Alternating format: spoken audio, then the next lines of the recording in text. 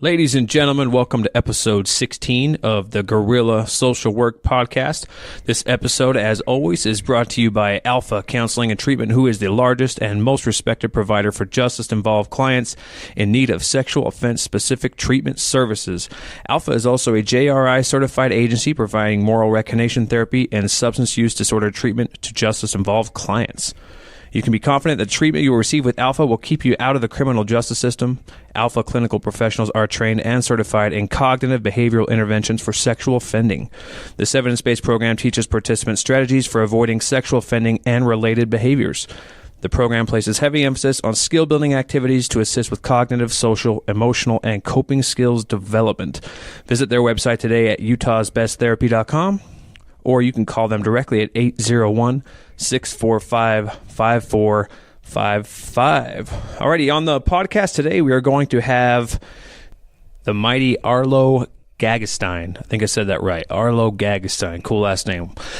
He's the owner and founder of Competitive Edge Fitness in Ogden, Utah. So he came on the show to talk a little bit about how he got into fitness, some of the world records he's actually pursuing right now, and the importance that physical activity plays in mental health. So without any further ado, we will get on with the interview with Arlo Gagestein.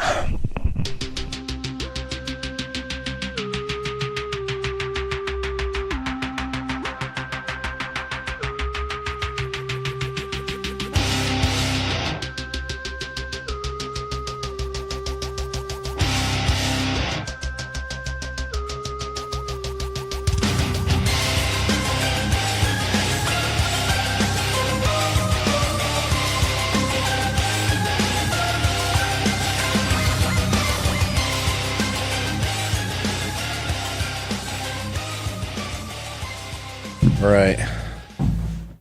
Dude, that's so loud. Yeah. Watch, pick that up, like put your headset on. Do that again, yeah. I'm going to put that on there. It's recording right now. That's so loud. That gave me anxiety. Later, it'll be good. Yeah, that's the official introduction of the podcast now. A gigantic 72-pound Guerilla kettlebell just got us started. Yeah. Oh, we are recording? Yeah, that's on there. I want to put that in there. Yeah, Nice. that's where it started. Yeah. It's where that With Guerilla. With the mighty Arlo Gagestein. Gagestein. I think you threw an There's extra not an N. Yeah. Gagestein. Don't gag on it, dude. Don't gag on it. Gangnam Style. Gagestein. No, I'm not gonna make the usual mistake and make fun of his name. There's nothing to make fun of. Nothing. What could That's possibly? right. That's right. Gagestein is a very normal last name. It's a strong name. It means against the rock, actually. Does it? Does it really? Yeah. I wonder how that starts. Like you're just like if you're back in the day and you just get it. You know what should our last name be? Oh yeah, against the rock.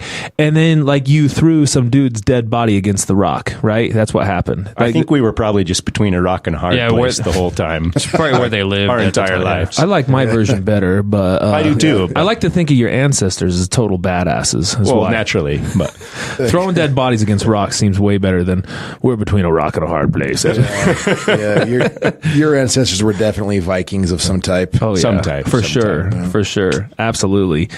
Well, thanks for coming on, man. yeah, absolutely. Thanks for having me. Oh, for sure. I was really looking forward to this one when we had reached out to you and kind of talked to you a little bit about this. So, well, tell us a little bit about yourself. Like, what's your profession? What do you do?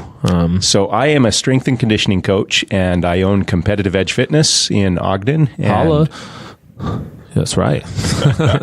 So I've owned the gym for 13 years, and that's pretty much what I do. I do personal training, program design. I'm also a licensed massage therapist and nice. do sports massage. So, Yeah, they're not the fun massages though. no. They're the useful ones. Yeah. Exactly. I go to him every time before a marathon. Functional massage. Yeah. They're not the kind of massage you'd buy a gift certificate for. It's more of a punishment. Yeah, for sure. I do feel, although after I get done with those, like they're super painful while they're happening, but afterwards I feel way better. I feel much more ready, like especially the next day when I'm getting ready for my run. It's way better. Have you done those before? What's that? His like No. Oh, no, you- not from him specifically. Like there was one day that you were offering. I don't want to hear about your happy massages. ending massages, bro. Yeah. Well, it was at his gym, so Right. That's true. He had those college Oh yeah. Yeah, but I've never It's a had good you lead-in. specifically. Those co-eds those there. those co-eds. Yeah, That's really weird. Yeah, I never got a massage from Arlo, but then the day he's like, "Hey, we got a bunch of co-eds down here. Just sign me up." First in line. Yeah. Oh yeah. Okay. Yeah. That's cool. So 13 years, really? Yes. Wow. Yep. I've not, and you, but have you always been at that location? No, we were in South Ogden for.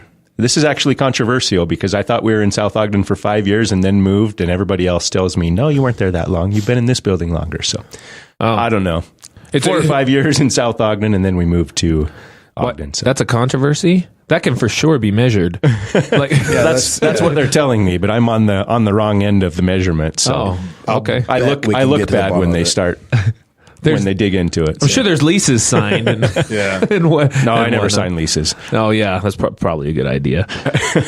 Well, too. So you and you wrote a couple books too, didn't you? Yes, like 1 9/10 of a book, actually. The other one's still a work in progress, but it'll be out soon. What's the name of the one that you published? So the first one is Warrior Core, core strength. I can't even remember what it's called. Strength training, core training, something or other for the modern combat athlete. So for anybody who's reading this, like if you just read that book, by the end of that book, like not having done anything, just read it the whole way through, you will have a banging 6-pack at the end of it, right? Probably. That's right. Isn't that how it works? It's, yeah. Do you have an audio book? Is it on Audible, I mean? It is not, no. Dude, you should make one. It's And a you- picture book, though, It's a picture book, yeah. with like really good looking like models. pop-ups? For sure. Yeah, Really good looking a models. pop-up book? yeah, it's like those old. It's actually a choose your own adventure pop up book. Yeah. A choose your own adventure athletic pop-up book. Yeah. That is a new man. That is a niche type of Right. Yeah. We definitely tried to. Are you a model in that? Is why you said that? Well, I mean, maybe that's not why I bring up that, but yeah. So the pop-up things, like how they have those features where you like move an arrow up and down, you just pull it down, your freckles fall off. Yeah. that's a pretty good line. Those are gross. Yeah. I wish there was such a button. Yeah. It's unfortunately they're a curse. Yeah. Well, like Arlo is one of the most weirdly strong people I've ever met, and I like actually during the photo shoot for Warrior Core is where I witnessed it. So, I mean, if you know what a Turkish get up is, you're already on pace with me here. If you don't know what a Turkish get up is, go to YouTube and look it up. So Arlo did a Turkish get up holding another person. He did it with a person, 145-pound person, right? Wasn't that what Miles Welk weighed, or Something like that, 140, 145. Yeah. He was in there somewhere. Yeah, that's not something like Turkish get-ups are something that most people do with 35 pounds, and you're good. That's it. Arlo did it with a person. I don't know. It still blows me away to watch that, and I'd have a hard time believing it if I wasn't spotting you, which you didn't need to spot every step of the way. That was strange. Like the type of person that I would imagine could do a Turkish get-up while holding a 145-pound person would look Captain America. like Captain America. Yeah. And Are you saying I don't? I'm saying Arlo like does Captain clearly America? not look like Captain America. Captain America. Captain America looks like you. Yeah. is That's what- right. yeah. That's what it Oh, is. thanks. Yeah. Yeah. Yeah, I guess I'd expect someone to weigh about 100 more pounds than you Right. to be able to do that. That's what I'm getting at. But yeah, it's weird, solid strength. But That's that. Is that the cover? That's the cover picture, isn't it? Yeah. Yeah, that is a really cool picture. Yep. Yeah. I mean, if you didn't know he was doing a Turkish get up like that, I mean, there could be a whole lot of other things going on there. Again, it looks like you're about to throw that dude against a rock. Right? yeah, he about Gagestein that guy. That's right. It's That's right into his namesake Yeah. for sure. So, What's your new book?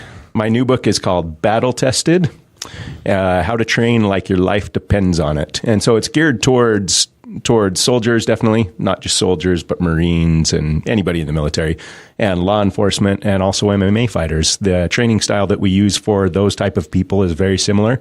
We manipulate a couple of variables, but overall, it's the same general mindset behind the trainings. Well, what is that mindset? What is that mindset? Yeah, Without- share a little, without dude. giving away all your proprietary material, which is what Jeff's trying to do. Right, Yeah. right. So the basic mindset is that you have to get comfortable being uncomfortable, and that's kind of cliche now. People say that a lot, but really that's what you need to get the point that you need to get to, people are very comfortable with their, I'm going to lift chest on Monday. I'm going to do whatever they do on Tuesday and whatever they do on Thursday. And I can't lift legs today because I did it yesterday and that kind of stuff. And that's not realistic at all. Like if you're looking at a fighter, when his legs get tired, it doesn't matter. He has to continue and he can't give up. He's got to keep going. So, and same in the military, like you're not going to be in the middle of a firefight and be like, wait, pause, hang on. I need to rest 2 minutes before we start shooting at each other again. Dude, I did chest yesterday. I'm really sore. Like exactly. So we kind of take the general training philosophy that 90% of America follows and throw it out the window and kind of start over. Okay, well that's good. So are the exercises and lifts that are just like, I mean, you would never even think about them, or are they pretty good traditional lifts just done in we do a combination schemes? Of both. Yeah, so we'll always start each workout with a strength portion where we're doing more conventional lifts, big lifts like squats, deadlift, bench press, that kind of stuff, with some unique other ones as well. And then we'll get into more of a task specific section of the workout after the strength, where we're doing stuff that kind of mimics the demands of whatever your profession is. And then we end with a finisher that is primarily to challenge your mind. So a fight to the death? Kind of, yes. Okay. Yeah. We lost a lot of people in the writing of the book, but it's hard to keep good now. It's hard to keep clients, but so I'm going to actually pin you down for a freaking release date. Freaking release date. Okay. He already said November 11th, 2016. Yes, he did. Right. That's ridiculous. Yeah, so let's say, what is it now? February 12th? I would say by March 1st it will be done. All right. So, Justin, will this podcast be posted by March 1st? Do you want it to be? Yes, because that's going to make him get his book out. Yeah, right. We definitely have to get it out before then. For sure. Yeah. Perfect. Why not? That's now there's pressure. We need listeners to hold him accountable. Definitely. All 12 of you. There's thousands. They're depending on you, man. Yeah. All right. I'll do 12 of you. I'll do it then. Yeah, good. That's because don't you right now you're responsible for you train all of the Ogden City Police Department, don't you? Those of them that would like to train, I do. Yeah, there's a lot of them that don't, but we do have a contract with Ogden City. And, so a handful of badasses from Ogden City Police Department come to you. Definitely. Okay. Right. Yep. So those are much more efficient killers for the community. Oh, for sure. Sorry, protectors and servants. That's what I meant. Okay. There we go. Well, you just picked up another contract too. I did, yes. So now, as soon as they get the space ready, I'm also going to be teaching jiu-jitsu to the police officers twice a week at the police police department. So a lot of this stuff is very functional. I mean, in terms of what that is. Yeah. Yep. Yeah. There's a gal that I talked to. Is it Ellen Gallant? Yeah. Am I saying that correctly? Yep. So she climbed Everest, and I think it was her third go that she made it, right? Third time's the charm. Yes. I remember I was on the phone with her because she had a TED Talk. She did TED Talks in Jackson Hole. Yeah. And I watched the crazy story. Have you watched it? No. Yeah. So anybody listening, if you just Google Ellen Gallant, GALLANT, Yes. TED Talk, you'll be able to see it. And she just shares her story of going up there because it was I don't want to steal her thunder, but a big piece of it was she went up there twice, and Everest is so. I mean, you trained her to climb that mountain, correct? Right. Yes. Because she in your gym, you have her signed one of your things that says. She took a competitive edge flag to the top. Wow, really? Well, that's cool. Yeah. That's way cool. Yeah, that seems. Because it's not just, like when she went up there, you can train and train and train, but honestly, that mountain is just so damn unforgiving because she went up there and there's just avalanches. Right. And people like legit died. And she's a medical doctor. And so she was trying to take care of that. And she had to help out. And 2 times surviving an avalanche. It just seems like, damn, I don't know if I'd go up there again. Man, think about that, right? It's already, 29,000 something feet? 29,035, yes. 29,035 feet, which is a bit of a climb. The hardest thing I have ever done was less than half that. And sort of like to think of doing double that, much colder. and then like throw in the possibility of avalanches. Well, think about, so we're in Ogden, Utah right now. So Ogden, and if you go, what's Snow Basin up here is what, 6,000?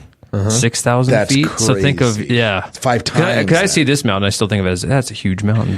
Right. Yeah. Well, was it you? Was it you with 5 me? times that, bro. That's insane. Or maybe it was you when we were down at we were running the Red Rock Relay down in southern Utah, and I think the Bryan Head Ski Resort was 10,000 feet. And I remember running up that hill, and I was like, I could not catch my breath. Like, I mean, I'm right. and Right. I mean, when I get in running shape, I'm in shape. I can like run for a long time, and I was like, oh, I cannot catch my breath. I'm like, so wait a minute, that's almost triple what I was at. Yeah. That's insane. Yeah, Bryan Head's 9,800, just under. Man, that is so. Oh my god. Well, hats off to her. That's For sure. I mean, if you're talking about kind of the philosophy that you say is now a cliche about pushing yourself, I mean, how'd you put it? Pushing yourself beyond your level of comfort. Getting comfortable, being uncomfortable. Being comfortable, getting uncomfortable. Like that. If that's not textbook definition, I don't know what is. Right. And I mean, so that concept, and you're right, it is definitely a cliche now.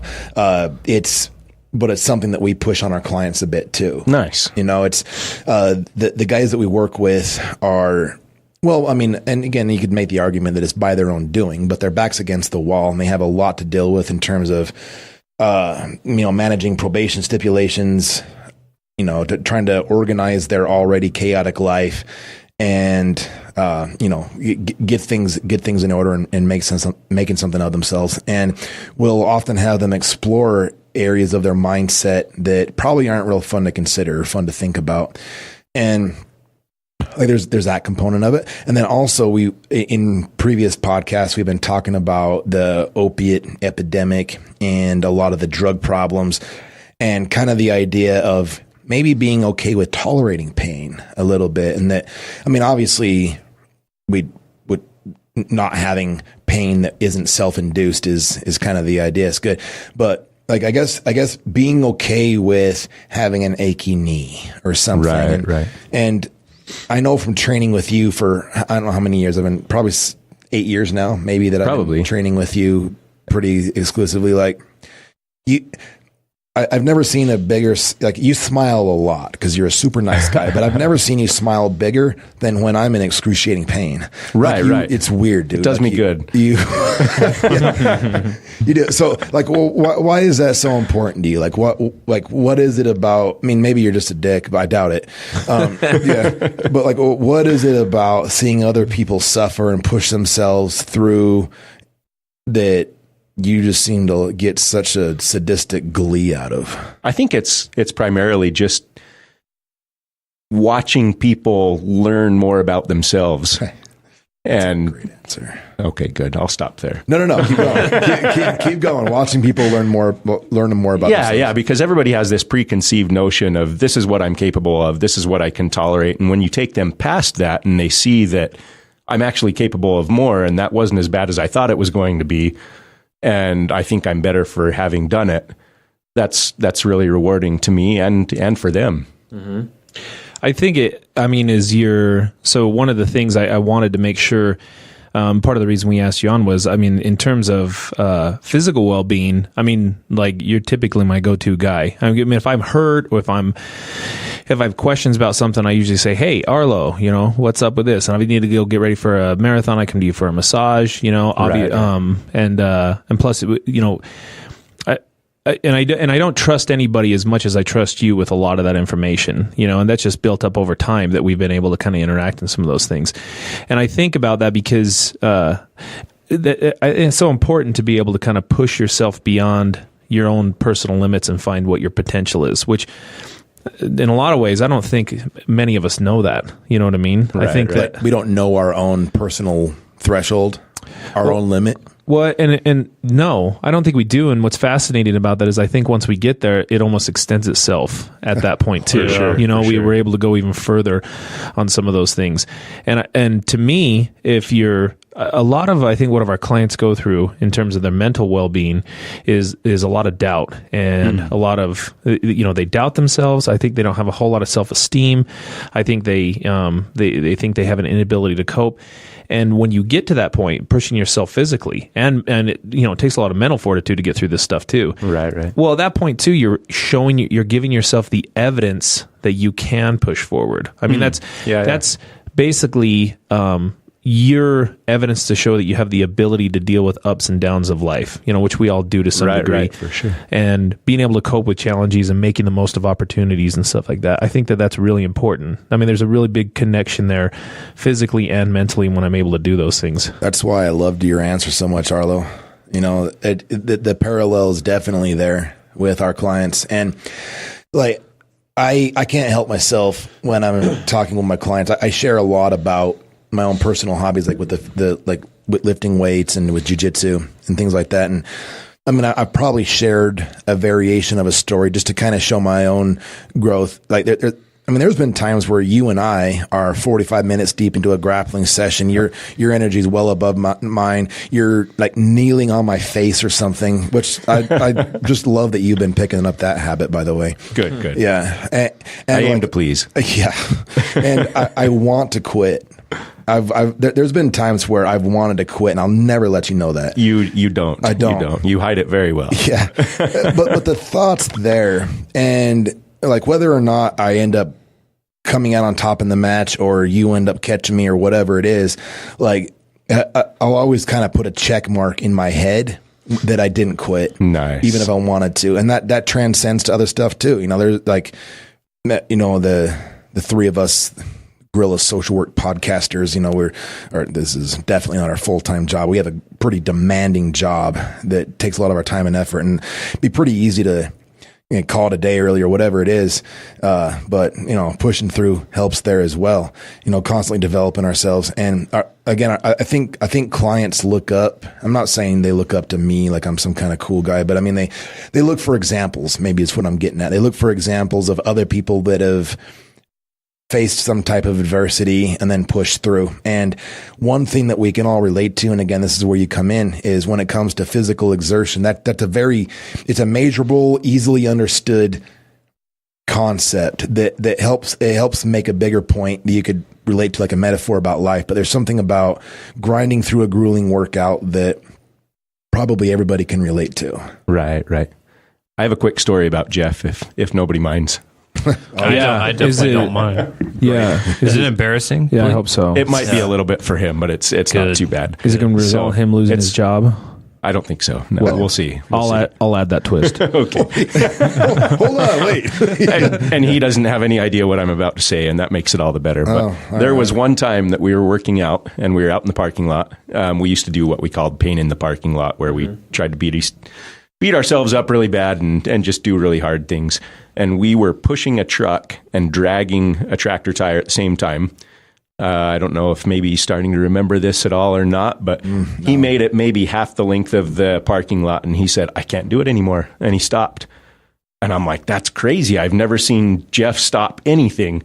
And no joke, within an hour of when he left, I got a text that said, "You'll never see me quit again." And that was awesome. And I'm like, that's so cool, because sometimes it takes us getting to that breaking point where we actually do give up to kind of set our sights on, that sucked, and that's not where I want to be, and it's never going to happen again, and we're going to change right now, right here, and you're never going to see me quit again. That and I haven't. A while ago. That was years ago. That was really disappointing. I remember sending you that text. I was like, that is not what I do. No, yeah, and I had never seen it before, and I have never seen it again. And yep, he committed to himself and to me that, I'm never going to quit again. And he hasn't. Well, I bet job. Along the lines of what you're talking about, there's a lot of spillover, so say, for example, if I'm someone that I go to the gym often, but I kind of half-ass my workouts and I give up and I don't really push myself, I'm willing to bet for the most part that spills over into other aspects of that person's life. Like at work, they probably tend to not fully push themselves and get kind of used to giving up. Where, I think a big part of when I got into working out was just realizing, where do I tend to give up and where do I tend to do that? This feels uncomfortable. It's kind of burning too much. I kind of want to quit here. And we're learning to work past that and push myself on that. And then realizing, I think, well, where else can I do that in my life? Where else can I push myself, whether it's like school or work? But I think tying that in from the obvious health benefits of working out, but I think aside from that, learning to push yourself in that sense, I think helps you to learn to push yourself in a lot of other ways too. Right. And makes it more doable because obviously you're in better shape. Well, part of that too. I mean, look at that though. You're just talking about basic things that a person wants, having control and freedom of your own life. I mean, in other words, having a sense of purpose, feeling valued, and that whole idea of mental well-being and physical well-being being a piece of this. Look, I'm not saying that means you're going to be happy all the time. I don't think that's what any of us are looking at, right? It doesn't mean that you won't experience negative or painful emotions, grief, loss, any of those, failure, obviously. That's a part of normal life. However, I think whatever your age, whatever, your gender, whatever's going on in your life, I think being physically active can help you lead a healthier life, mentally healthier life, and it can improve your overall well-being. There's just no question about that. There's definite bleed over into other areas of our life, like Justin, like you were saying, and so and it does have that effect, right? So like Mace is saying, if you have it in you to push through a workout, you also probably have it in you to, make one extra widget, whatever your job is, whatever it is. And conversely, if you give yourself permission to give up here, that's a habit that cascades pretty quick. Well, yeah, say, for example, I'm in the habit of pushing through really difficult physical workouts, and then, a week later, I lose my job, whatever. I'm probably much more willing to push myself through something difficult emotionally or mentally, like a breakup or something like that. No, I know I can push through this. I know I can get through this. I think it just sets up the mentality of being like stress resilience, really, that I can push through difficult situations. Mm-hmm. Exactly. Arlo, I'm going to explain this weird sounding euphemism. Explain embrace the suck. So embrace the suck it's basically just that when you find yourself in a situation that sucks, there's really nothing you can do about it but buckle down and get through it. Like nothing I can do can change the situation except for my attitude and how I view the situation. Like I can't even think of a good example right now, but in the middle of a difficult situation, well, you can always quit working out. But you shouldn't. Yeah.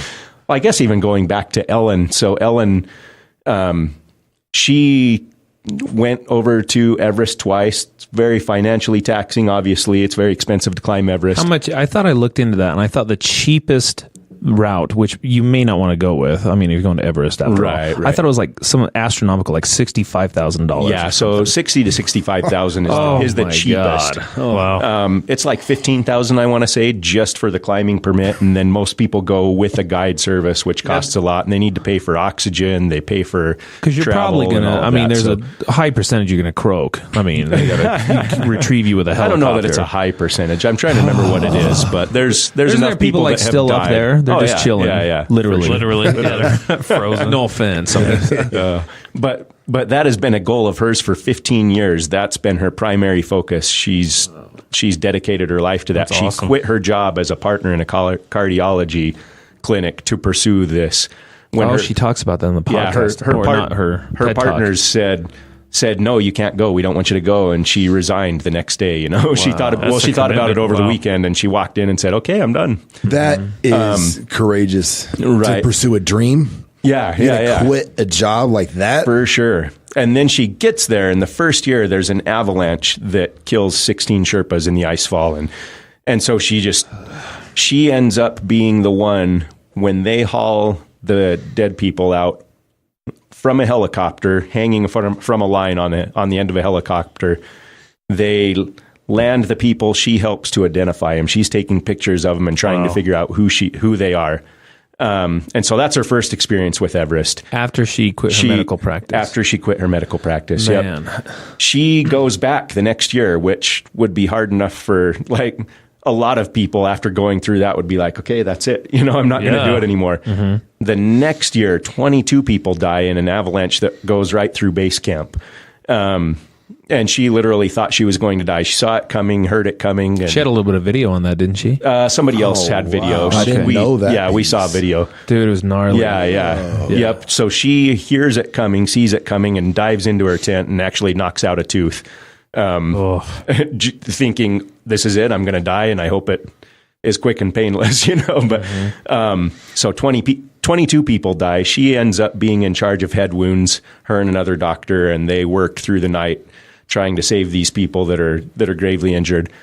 And she came back from that time thinking, I can't do it again. And it didn't take long. And she's like, I'm going. Wow.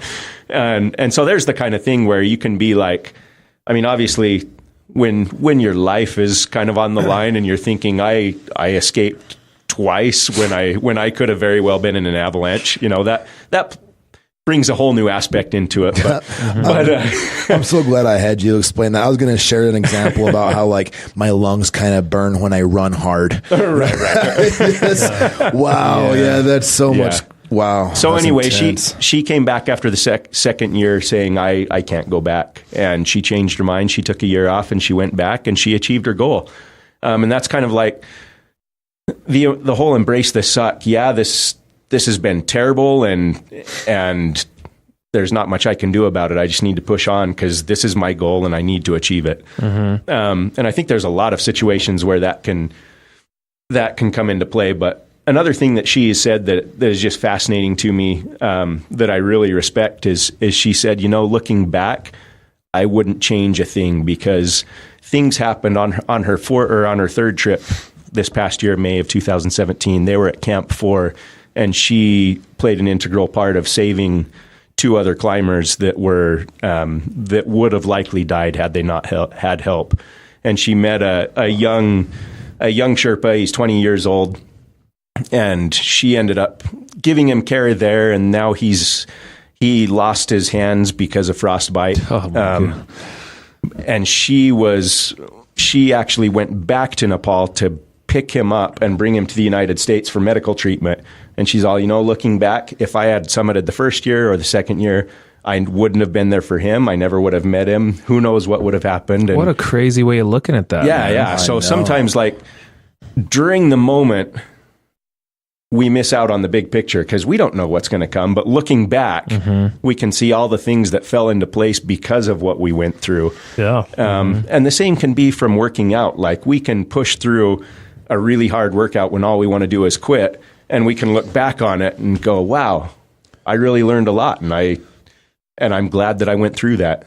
And a lot of people, I think, I don't know, naysayers to that would just, I think their argument against that would be something like, well, that's just confirmation bias. I mean, she just had to found, you know, so Ellen's experience with that, or you know, having a meaningful experience with your buddy while you're out doing a Ragnar or something like that, or, I mean, whatever it is, you know what, or jujitsu or any of these things, that's just your confirmation bias. You were looking for something to make this meaningful, which I'm like, okay, so you're full of shit is what I would say to that person. I said, look, her ability to put herself in those extraordinary circumstances leads to extraordinary activities. I mean, that's all there is to it.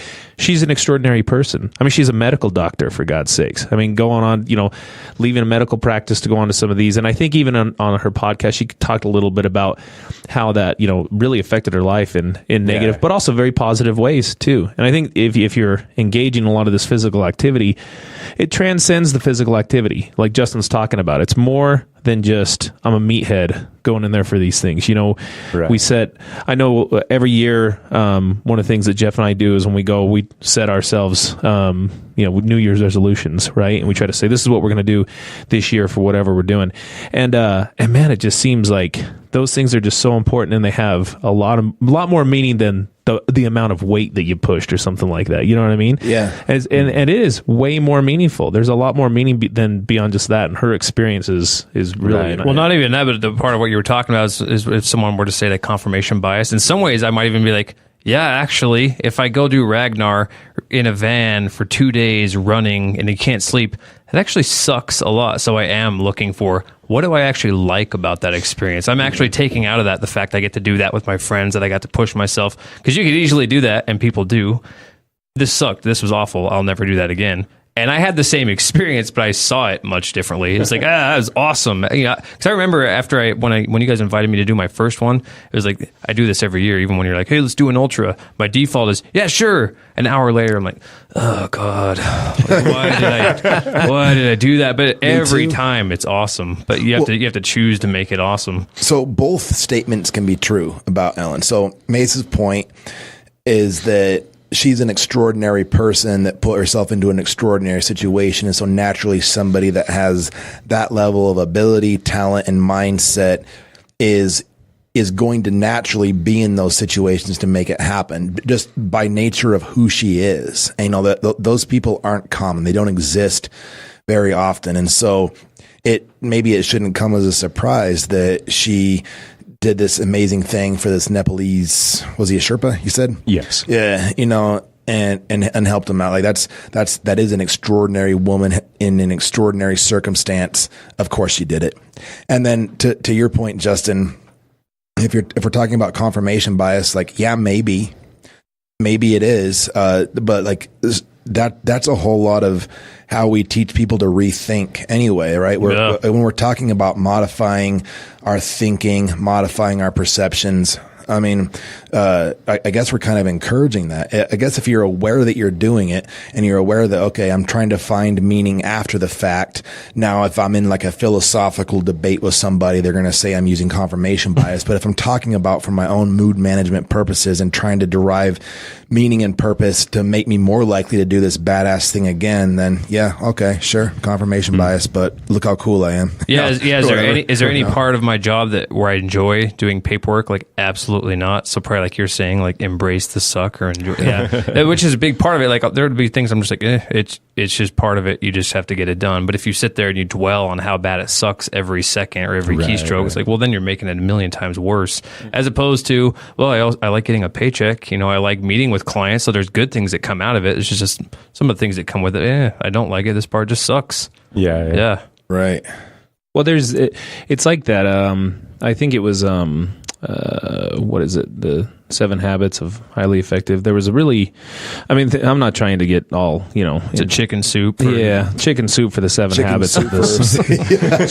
chicken soup for the 7 habits of highly effective leaders with highly effective, highly effective stuff for highly dummies. Effective, good to great, liver dies. Anyway, good book. One of the things that I remember from that is, I think people, especially in their jobs, like, that's a great example. All of us have worked in jobs where we know people who just are totally miserable at, in their jobs. And that's one of the, most of the time that they're out of the house, it's predominantly what they do during the day and the other parts of this. And a lot of times people say, he asked a really good question there, and he said, do you feel like your value as a person is worth more than the numbers that you see on the paycheck? And I think everybody can look at that and say, yeah, probably. Okay, fine. That's great. But okay, so then how do I get past that potential? And the stuff we're talking about, I think to a lot of people listening to this, they might be kind of intimidated about some of these things. Climbing Mount Everest or even intimidated by that. Totally. Totally. Or even running Ragnar or all the, training all these things. But the thing is like, I think even, I was paying attention to, it was some research I was looking up, but this is for the Mental Health Foundation in the United Kingdom. And one of the things they were saying was even short bursts of like 10 minutes of brisk walking can increase mental alertness, energy, and positive mood. 10 minutes of walking. 10 minutes of brisk walking. Think about that. Anybody can do that. Anybody can accomplish that. But I would say if you can't bear to be present in your own life, there's a problem there. And you have to push past that. This whole embrace the suck thing. Yeah, man, I get it. This is where people kind of get into this idea that, well, I'm overweight already. Working out is really hard. You wouldn't understand and maybe I don't understand. Maybe I have a hard time empathizing because I'm not you. and I don't know what it's like to be just doing this from the ground up or, any of those things. Right. I think that's totally true, and I feel for that. But yeah, I've got to do something. I mean, doing nothing and just continuing to degrade in my own life and just becoming miserable. I mean, some of the most miserable people I have that I've ever met are also the most physically out of shape people, and people who just are, unhappy with themselves altogether. And it's sad. I think it's really sad. And part of this physical fitness is obviously going to improve yourself as well. You're gonna have a whole new outlook on life. So yeah, if I'm actually glad you addressed that. Point your microphone up a little bit. If we're talking, 10 minutes of brisk walk, what's the stat again? 10 minutes of brisk walking does what? Something cool for my mind? So they just said even a short burst of 10 minutes of brisk walking increases our mental alertness, energy, and positive mood.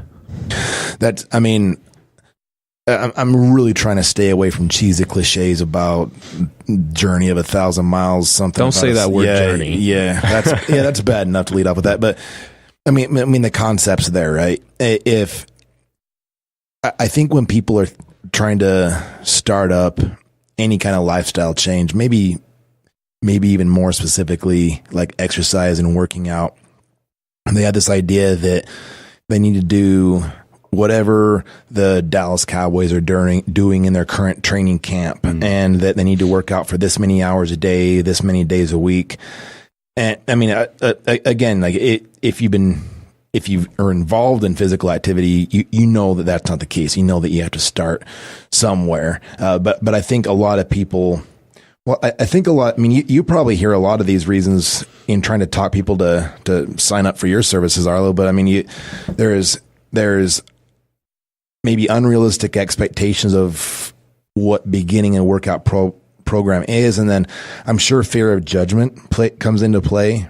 I've talked to a lot of people that are worried what other people think about them while they're working out at a gym. I guess, Arlo, if you maybe want to address some of the barriers that are either self-imposed or externally imposed that you see new clients or new people coming in, and like what you sort of say to them to help them work around it, that'd be helpful. Okay. Yeah, for sure. So definitely, like you were saying, a lot of people feel uncomfortable and they don't want to be seen in a gym because they're so out of shape. And I think a lot of them have the perception that we will, more fit people will look at them and make fun of them and say, oh, look at that person and how they are and look how out of shape they are, whatever. But I think the opposite is actually true the majority of the time, where people who are fit realize this person's really out of shape and they're here in the gym and they're taking steps to change that. And that's awesome. I think you'll get that the majority of the time. Obviously, there's going to be some people that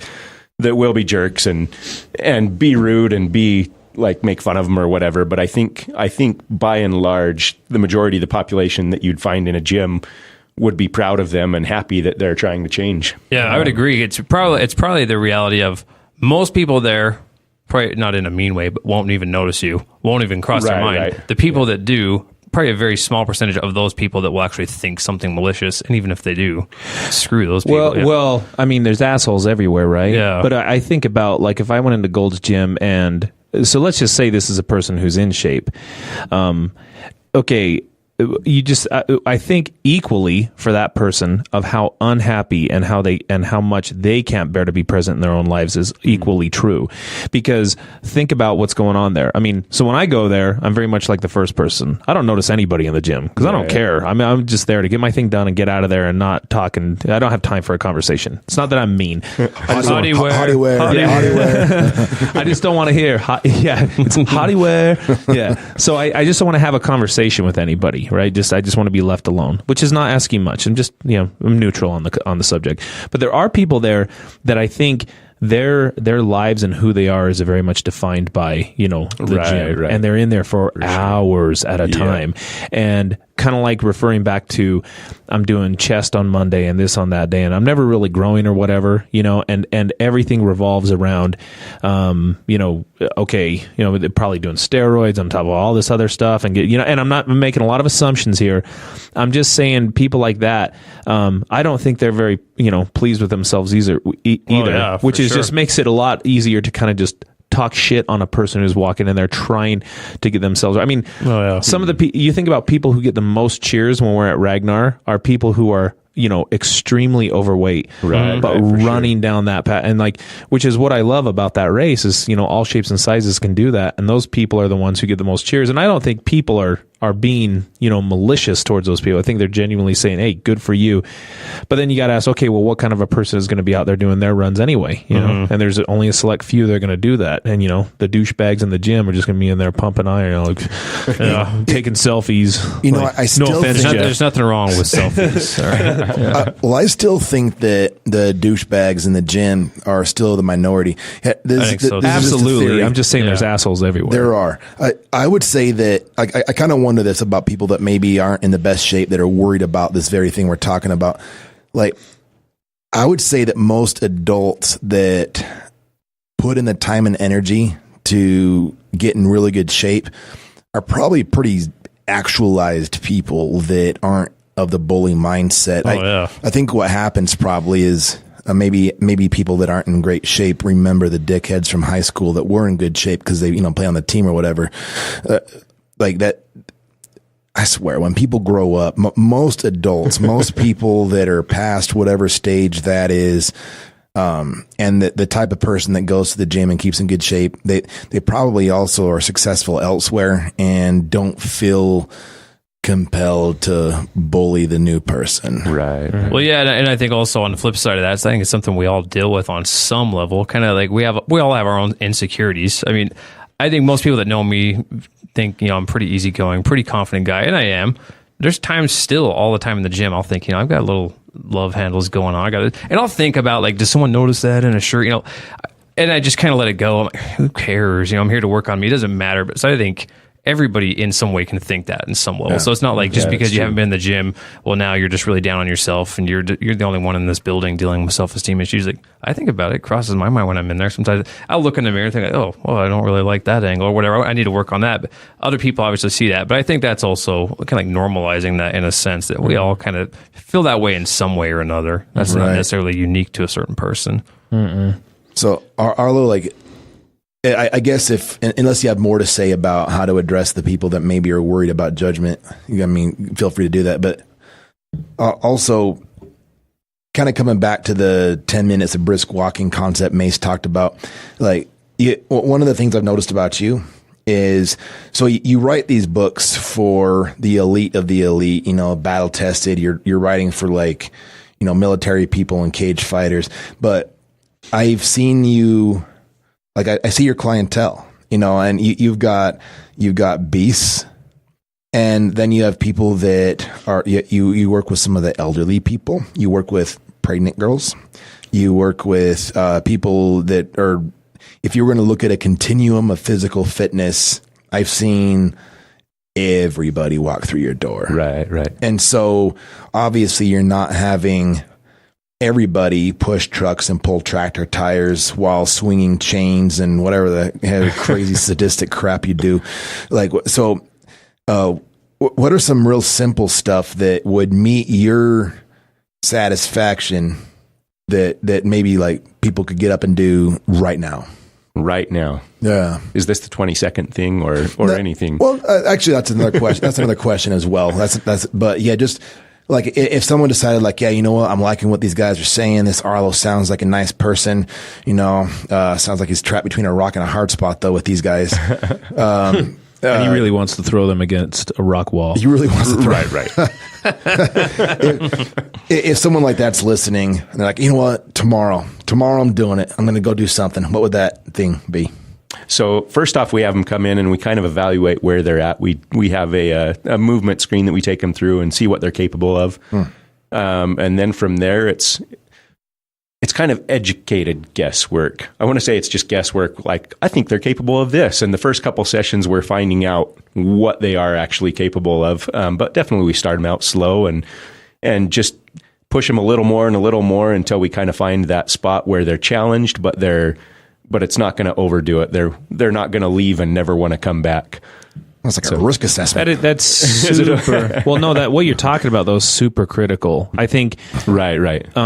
Patience. So I a lot of guys that I've talked to. So I mean, I kind of when I'm working out, I go through seasons, and people are always commenting on specifically like my weight, and then also how I'm putting weight on and taking weight off and everything like that. But a lot of that though is because I've just done it so many times. I think my body's so used to doing this over periods of time that I don't. It's not like I'm going through crazy diets or anything like that, or. I mean, I'm running a whole lot more, and obviously that changes things. But I'm just what I think is it's that stuff did not happen overnight. I mean, what you're doing with jiu-jitsu did not happen overnight. I mean, how many Guinness Book of World Records do you have, Arlo? I don't think we brought that up yet. No official ones yet, but soon to be 4. Soon to be 4. What are they? So they're all squat thrusts with a weighted backpack, as many as you can in a minute. And what's a squat thrust? So it's like a burpee, but it's without the push-up and without the jump at the top. So you're just from your feet down into a push-up position and back up. Okay. Wow. How many did you do? How many? So I did, I'll try and remember. So I did it with a 100-pound pack, and I got 14 or 15 repetitions. I don't remember. In a minute? In 1 minute, yes. Wow. Yep. Yeah. And then I did it with an 80-pound pack and a 60-pound pack and a 40-pound pack. How many reps did you get with a 40-pound pack? 25. Wow. Well, you're also a big guy. Like, how tall are you? What do you weigh? So I am about 200 pounds and 6'3". Oh, Wow. Well, and so again, I think somebody listening to that, they'd be like super intimidated. This is a Guinness Book of World Record holder. Always wrote 2 books. Okay, look, if you overdo it, which a lot of people do, and they come in there, and I think sometimes they just work with a trainer. And the cool, to me, you would be the trainer I'd go to because you've been there and done that. There's something to be said about this. I mean, Right. If I go to a trainer who unfortunately doesn't fit the part, right? You kind of know what I'm talking about. And they say, oh, here's your training regimen. And I look at that and I'm like, oh, this is Jamie Eason's regimen that I got off of bodybuilding.com. Like, oh, so you just copied that and gave it to me. There's no, actual analysis and I like that you're saying guesswork because ultimately we don't know. I want to push you to the threshold of what you're capable of then, but not to the point where you're so beaten down you can't recover and come over that. Right. People don't have patience for that. I think patience is critical when you're trying to develop physical health because everybody wants to jump in and I'm going to kill it. People get super motivated and we all like to think of ourselves as badasses in the future. Yeah. But the right here and right now is what's important. And if I overdo it and injure myself or if I'm just too damn, beat up to go the next day, I'm not going to do it. I'm just not going to go. It's too much. And so I like that idea. I'm not going to push you beyond that threshold. That's a really good starting point is don't push too hard. Be patient with yourself. This is a process. This isn't an event. It's going to take some time to kind of get there. That's really good. So once you've established that, then what do you do? So then we just, let's see, after we establish where they're at, then we want to definitely progress from there. So every week that they come, we're working them a little harder, pushing them a little more. They're lifting more weight or they're doing more repetitions or less rest. There's a lot of ways to incrementally increase their workload. And definitely we try and keep it creative and fun. I think that helps a lot as far as keeping people coming to the gym and keeping them motivated, just mixing it up and doing things that they maybe have never done before. So on that point, this is a quick offshoot. Tell our listeners some of your gym equipment. So we have a lot of rocks. We have several boulders. We have a broken treadmill that we use daily. Yeah. What do you use that for? Just to beat it up? No, we rerun on it. Oh, okay. The motor does not work, but it makes it way more effective. Really hard. So you're forcing it to work in a... Yes, definitely. Okay, nice. You are the motor. Yeah. Yep, so we use that daily. Let's see. We have stability balls full of water that move all over the place when you try and pick them up. And they come in assorted weights and sizes. Slosh pipe. A slosh pipe. Explain a slosh pipe. So a slosh pipe is a 10-foot length of 4-inch PVC pipe that's 2/3 full of water. And you pick it up and all the water runs to one end and you try and balance it and it all runs to the other end. And it's just it's a struggle to even get it off the ground. That was the one I tried way back when Jeff was... Yeah, that was nice. awesome. At the lair? Yeah. Yeah, running across the parking lot with it. That's what I'm thinking of. Yeah, and it constantly bounces back and forth. Right. Yeah. That is Yeah, nuts. so we do a lot of different things with that. But, Tractor yeah, tires? walking with it. Oh, tractor tires, definitely. Sledgehammers? Yep. And thanks to Jeff, we have a battle axe Battle axe? and a 67-pound sledgehammer, which is pretty awesome. Yeah. We don't start the new people with that. Yeah, there you go. Yeah. Well, I like though that it does. If I was coming to something like competitive edge, I'm certainly obviously thinking way outside of the box on what my exercises would be, because traditionally, if I go to like Gold Gym or something like that, it's just meatheads everywhere, kind of doing, this just routine exercises and everything. It's nice to kind of step outside of that, Right. and getting into those. I mean, I think it could be a bit scary for anybody that's going to be making these changes. That's pretty normal. And aside from like cost or injury, illness, lack of energy, those type of things, I think body image is a huge barrier, It makes me think that I thought it was going to be a total flop, and I don't know if it's been successful or not, but have you seen that Cubex gym? I don't get it.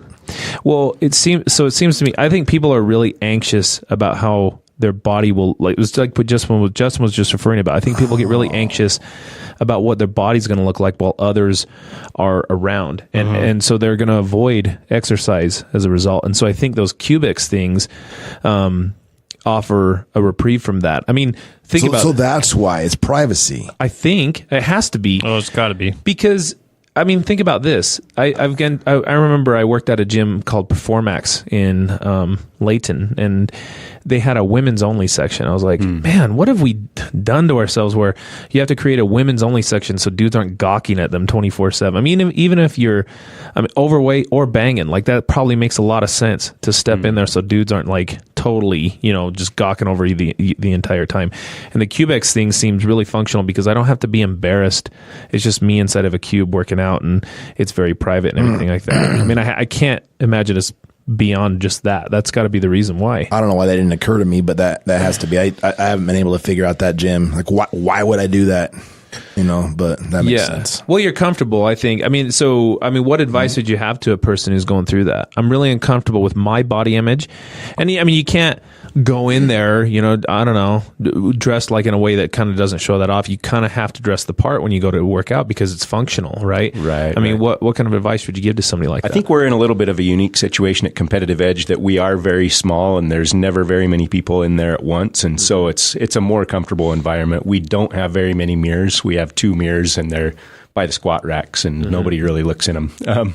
So I think that kind of sets us apart there. From that perspective, it's easier for somebody to come to Competitive Edge and work with me because there's not going to be as many people around, and the people that are around are going to be very supportive.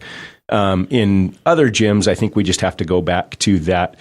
You just have to take action. You have to know that you might be uncomfortable, but to make change, you have to go through it, and you have to step in there and get started and start somewhere, and and hope that some people will, or that most people will appreciate that. And it seems like even just making it a part of your daily life. I mean, anything. Right. I mean, I regularly park super far away from the doors.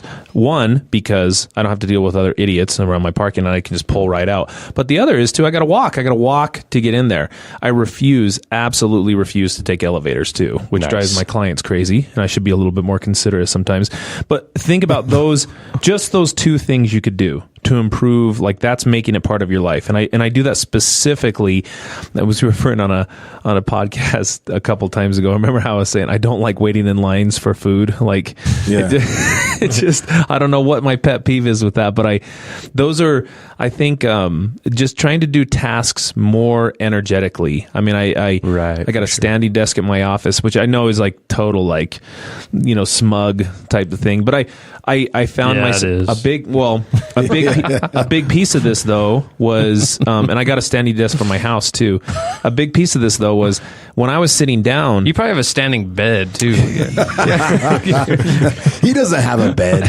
Yeah. Well, but that's the thing. I like to get as much as I can out of a day as possible, right? I mean, I probably don't get enough sleep. Okay, whatever. But I mean, like, if I want to be as energetic as possible, and I can't do that. And I found that, I do not get tired when I'm up, and I'm, I got to, because my job when I'm doing clinical quality, I'm listening to recordings all day long. Man, it just, and I like what I do, but I got to be able to get up and move around, and and I'm not like on a treadmill. I'm not one of those dudes, but I mean, you know what I'm saying? Anytime I can make that part of my daily routine, regardless of how small, parking far away from the door, and walking up a flight of stairs, I mean, I'm going to feel better about myself as a result of those things. Well, you're doing something important. You're making something just slightly less convenient for yourself, intentionally though. It's like a mini version of embracing the suck, and it's because you're doing it to yourself. And Arlo, this is a story about you that it's secondhand, so I don't even know if this is true, but it sounds like something you would do. So one of our friends, Lucas, he was talking, I think, I don't know where he heard this story, or maybe it was Corey, I'm not sure, but that somebody said that they saw you eating left-handed. And that was Lucas. Okay, it was Lucas. And okay, well, so tell the story. Like Lucas inquired about that, right? So Lucas had broken his arm, and he's had several surgeries for it. So we went to lunch, and we were at this Vietnamese restaurant, and we were eating pho, which is awesome, by the way. We like pho. Yeah. But anyway, Is it just noodles? Yeah, pretty much. Okay. Yeah. And there's like beef intestine and stuff in there too. So it's not just But noodles. it's really good. Yeah. Unwashed beef intestine. Right. Yes. So you get a stronger immune system too. Yeah, cool. Great. Oh man. Yeah. Anyway, so Lucas was eating left-handed, and I was eating left-handed too, because I've eaten left-handed for years, just because to get better at it, because I wasn't very good at it initially. So I broke my arm years ago too, and I started eating left-handed and doing other things left-handed, and I just kind of never stopped. So anyway, Lucas was proud of himself for eating left-handed, and then he realized that I was also. And I'm like, oh yeah, I always eat left-handed just because it's harder than eating right-handed. And I don't know beyond that what the story, where the story goes. Well, Jeff was going to commiserate with you because what do you do with your left hand? Well, I don't know. What are we saying here? What are you setting me up to? Oh, sorry, that's private. Yeah, it's like, not on the podcast, man. Yeah, not on the podcast. It made enough of an impression on Lucas that he talked about it to other people. And I mean, it's like, again, I didn't doubt the story was true for a minute just because you're a weirdo. And, it's one of the things I love about you. But it's that same concept, right? It's the same thing as Mace insisting on not taking the elevator. Right. Just like these little dumb things. Like, I mean, is your life somehow profoundly better because you're choosing to eat with your left? Like, probably not. But the fact of the matter is it's an extra thing that you're doing. It's an extra impediment that you're throwing in your way that you consciously have to think through and do. Those little baby victories, or just things, tasks, just whatever it is, it sets the stage for, I don't know, bigger deals. Yeah. I mean, we definitely grow through adversity and challenging ourselves to do things that we're not able to do or not quite comfortable doing. Mm-hmm. And yeah, so even just little things like that, like eating left-handed or not taking the elevator or parking far away, just little mini challenges, like you said, can make a profound impact over time. Mm-hmm. And starting slowly is important. I mean, I think definitely. If it's new to you, if physical activity is new to you, and again, I think if you have to be mindful of this as an objective for improvement of mood. If I want my mental well-being to be better, that's kind of what I'm trying to do. I think you have to build up your ability kind of gradually. I mean, focus on task goals. I mean, if I'm improving a sports skill or stamina or whatever, rather than getting into like a competition. I think the only competition is against yourself. As all the races I don't think I'm ever going to win. I think that I do regularly compete against myself though, and do PRs and whatnot. But also, I mean, how many times are you writing those things down? I felt in the last. I'm 36 now.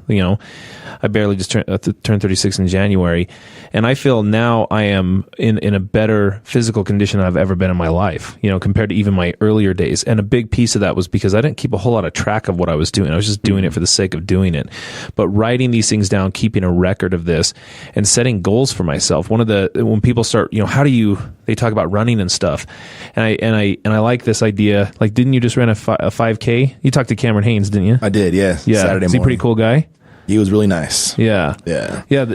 He was wondering a lot about how to address fans that, well, I guess fans open up to him about being suicidal and stuff. So he was wanting my my advice on how to approach that or what to say or what not to say. So that was the bulk of our conversation. But yeah, he was cool. He made time for at least to take a picture and high five everybody that crossed the finish line. That's cool. He was a stud. Well, I like though that you entered into a 5K.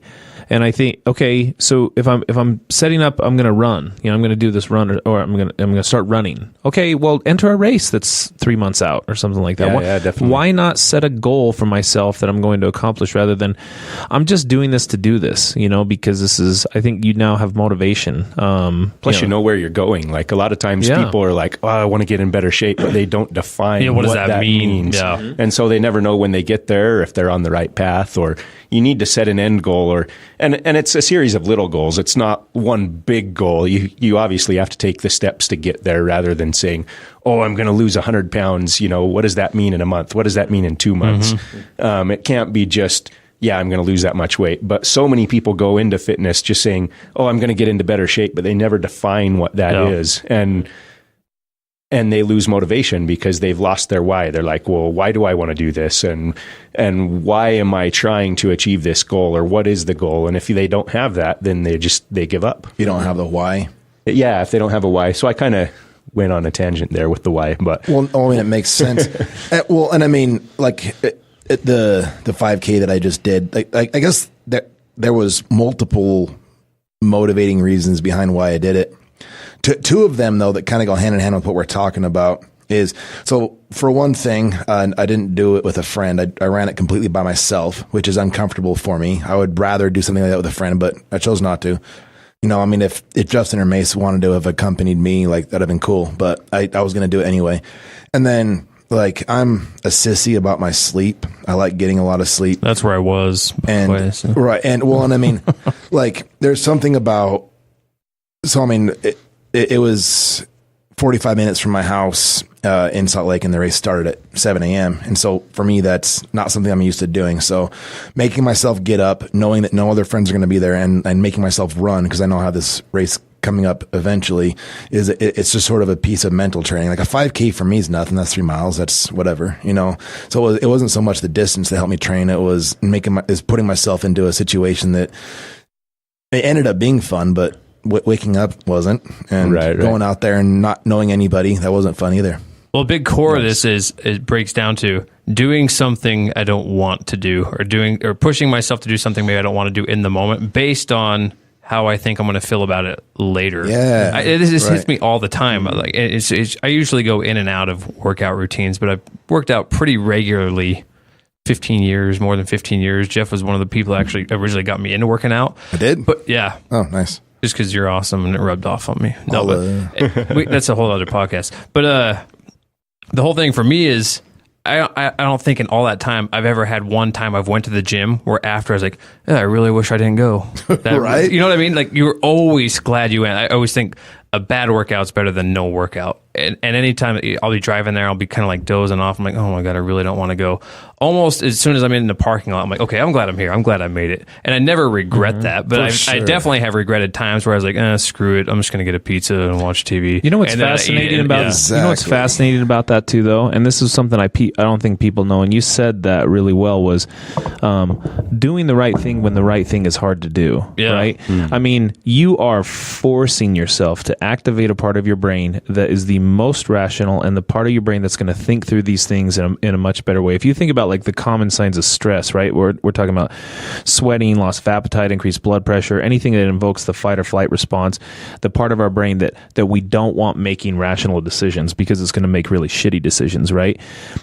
People think that you might evoke that because it's totally not true. I mean, when I have to talk myself through this workout, like kind of like the embrace the suck, when you brought that up, it made me think of my last Ironman when I was in Colorado. It was my first real big open water swim, and I went so far away from where I was supposed to go, and I wanted to quit almost immediately because of how far out I was.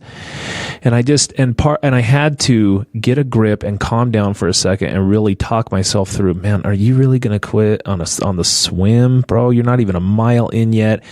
and you got, however many hundreds of miles to go before you're done with this race, you're going to quit on the swim. Well, that must have been crushing motivationally for you to because you trained your ass off for that race. Right, yeah. You were planning on hitting a PR. Right. And so when you found yourself off course, you probably knew right then you weren't going to hit your PR. Maybe not, because my swim is not my strong suit at all by any stretch. And how did you get yourself talked into not quitting? It was really simple. There was it was a lot of the people at Ironmans are really cool. So there was if you're underwater, you can't see anything in a lake. It's just dirty water. I mean, it's not dirty, but it's just lake water, right? So I'm swimming, and you don't have lines, and you usually spot something. And I was when I got started, I was up with the pros, which you're not supposed to do, and it was a mistake because the water was really warm. So some of the pros were still in their wetsuits. I'm not a great swimmer, so I still will wear a wetsuit, and I didn't know they were mixed in. Normally, I just wait for them. Anyway, I got going, and I tried to swim really hard so I could get away from them, because they're kicking you and elbowing you and all this other stuff. And I got going out there, and you can hear jet skis, because people, they don't want anybody to drown, so they have jet skis and they have canoes and they have people on these boards and everything out there trying to make sure everybody's safe. And I could hear a jet ski coming really close to me, so I popped up, and he, the guy's he's like, you're a little bit left, and I looked up and I was like, oh my god. I looked back, and the buoys were so far away.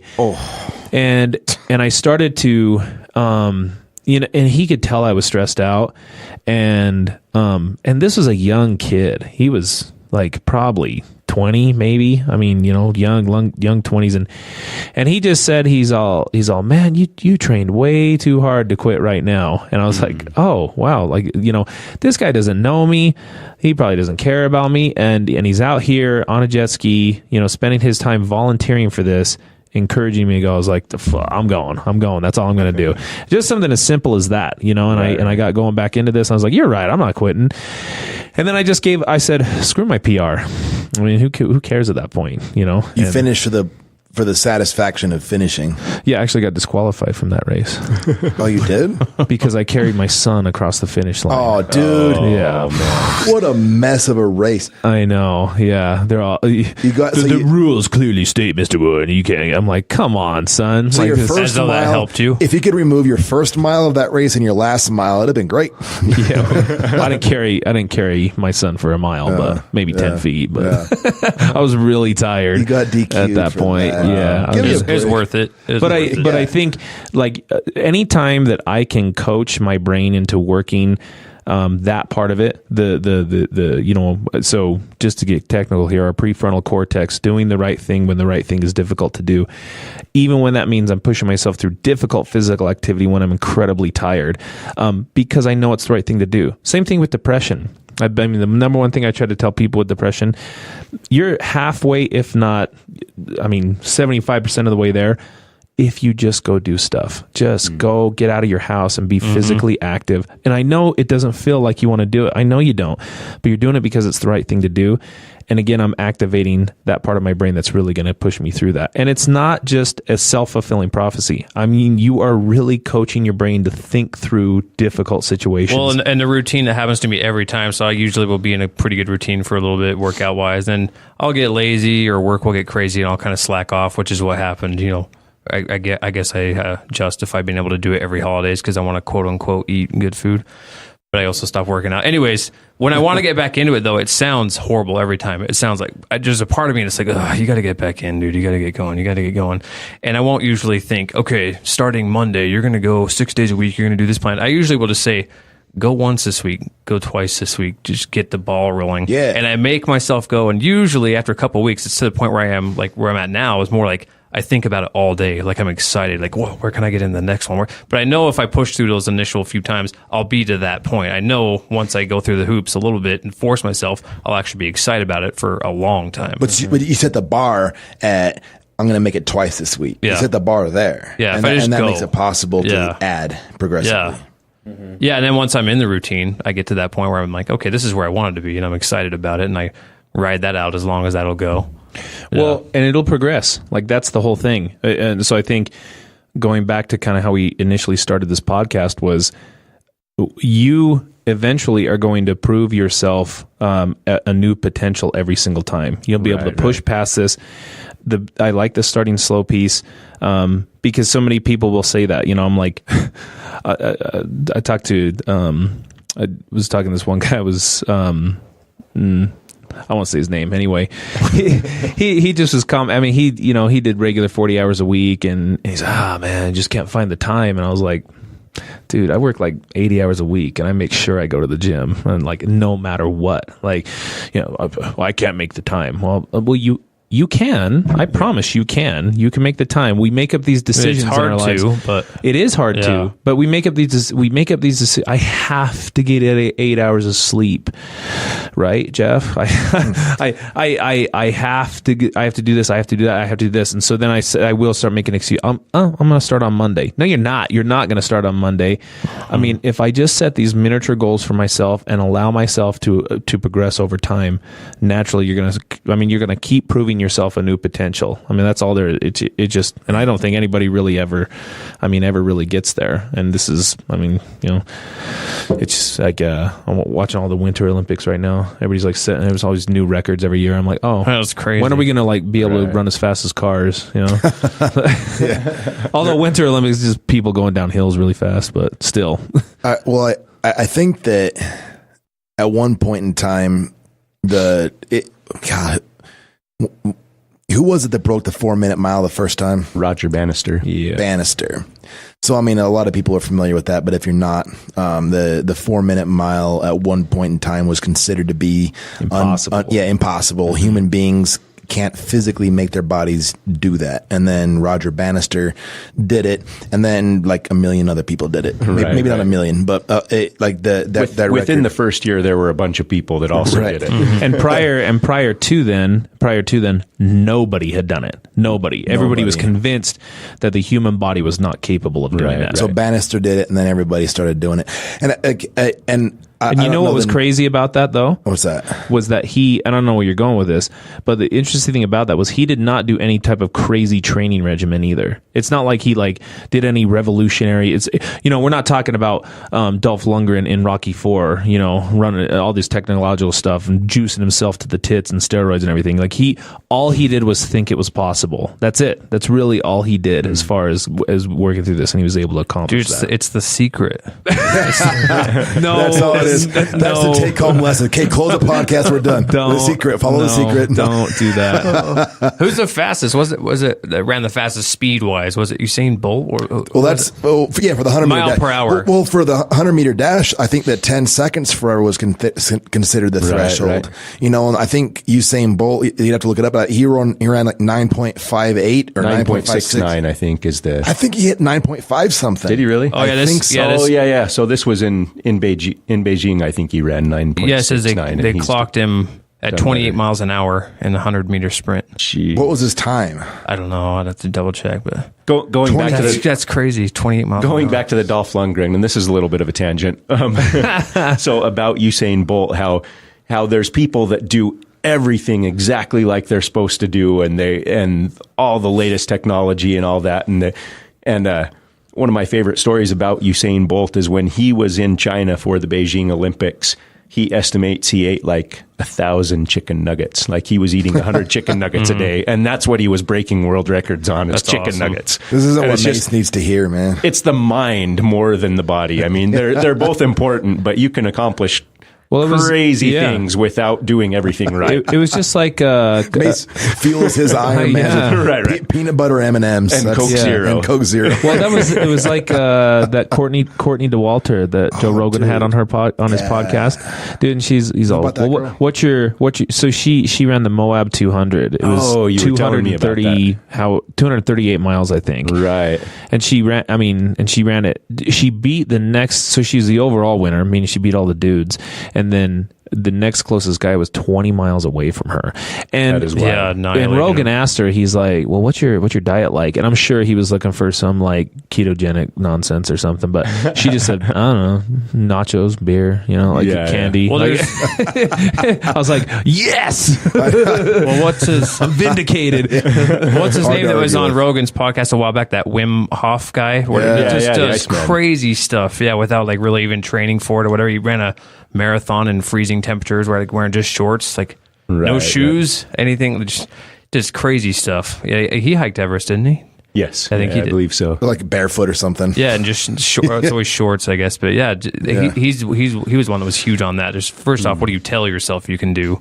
Because yeah, we can definitely limit We're capable ourselves. of a lot more than yeah. what we think we are. Right. And our threshold for discomfort is way more than what we want to consider it. You know, and Arlo, this might be more your world, but there's some famous workout dude that talks about kind of the levels of pain that people are willing to push themselves to, and how most people don't scratch the surface of discomfort even, let alone, pain. Dr. Davis told me about this guy. Oh, yeah. Yeah. But I don't know. Ultimately, whether we're talking about Roger Bannister or Usain Bolt, I mean, I'll probably never run a 4-minute mile or a 9-point whatever second 100-meter dash. In fact, I won't. There are physical limitations. I also will never tap dance in the sun, probably, but like there's I'm certainly more capable, as is everybody here, than we're any one of the four of us is currently. We're capable of more, and we don't. And Right. if you're listening to this and you've never really given much thought to working out or exercise, and that starts with a 10-minute walk tonight, like, you know what, go do it. Yeah. And speaking of capable of being more, March 1st, battle tested. Yeah. That's right. And embracing the suck. Yes. Like, no matter how far you are behind on that now, that's going to be the truth. So if you listen to this and that book doesn't drop on March 1st, everything we said is bullshit up to this point, right? Yeah, it's all true. false. Yeah. Everything is false if Arlo does not have that book. That's true. Everything he said was total lies. Yep. Lies and deceit. And so you'll leave a negative comment on his Facebook page, which is what? Perfect. What's Yeah, how do people get a hold of you, man, if they're interested in Competitive Edge or your books or anything else? So there's quite a few ways, actually. So on Facebook, we have a battle-tested page, battle-tested book. And then my personal Facebook page, you can certainly contact me through that also, just Arlo Gagestein. Mm-hmm. And I don't You're gonna have to spell that one out. Okay, Yeah. it's Arlo, Arlo, and then Gagestein, Gagestein. And then we also have websites both for the book and for my gym, competitiveedgefitness.com and then battletestedbook.com. Are you guys on MySpace too? No, we're not. No. Sorry. Good. no one's gonna look it up. That was a test. Yeah. That was we were not going to post this if you said yes. So, well, thanks for coming on, man. Oh, absolutely. We'll have to have you Thanks again. for having me. Yeah. So, okay, great. Awesome. Alrighty, folks, that's a wrap on episode 16 of the Guerrilla Social Work Podcast. We want to thank you for tuning in. We also want to thank Arlo for coming on the show. Be sure to check out his book coming out here, Battle Tested. And also, we put some information about Competitive Edge Fitness and the details for the show. We'll also have that posted up. Go check that out. And that'll just be a wrap for today. Make sure you check us out on all the social work websites, Facebook, Instagram, all that jazz. It's Guerilla Social Work, Guerrilla, Guerilla Social Work. And we will be back next week with episode 17.